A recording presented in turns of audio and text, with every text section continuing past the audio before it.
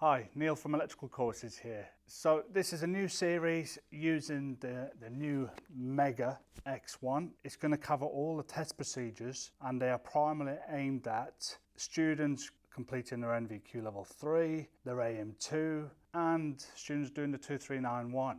So the first test in our testing sequence is the continuity of earthing and bonding conductors. You may not have access to the earthing conductor. So I'm going to start with the continuity of the main protective bonding conductor. So we can see that it runs to this pipe here, this water pipe, and it's connected to the MET in the distribution board. So first of all, as per Guidance Notes 3, I will need to disconnect one end of the bonding conductor, and that will get rid of any parallel paths going through other extraneous conductive parts or exposed conductive parts.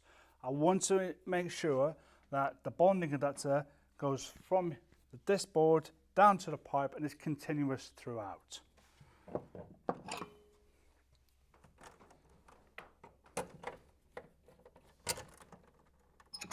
So before any tests or continuity tests I do, I will need to make sure that I zero the leads.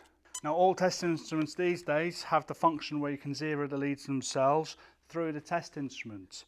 So with the Megger X1, it's turned on to the low ohm setting, and it's the same with most other instruments.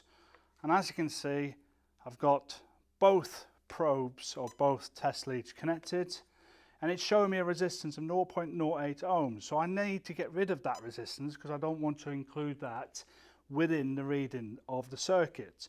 So my next step then is to zero. And as you can see now, it's gone down to 0.0 ohms and a little zero symbol has appeared on the screen. So I now know that the resistance of these leads will not be included in the test conducted on this cable.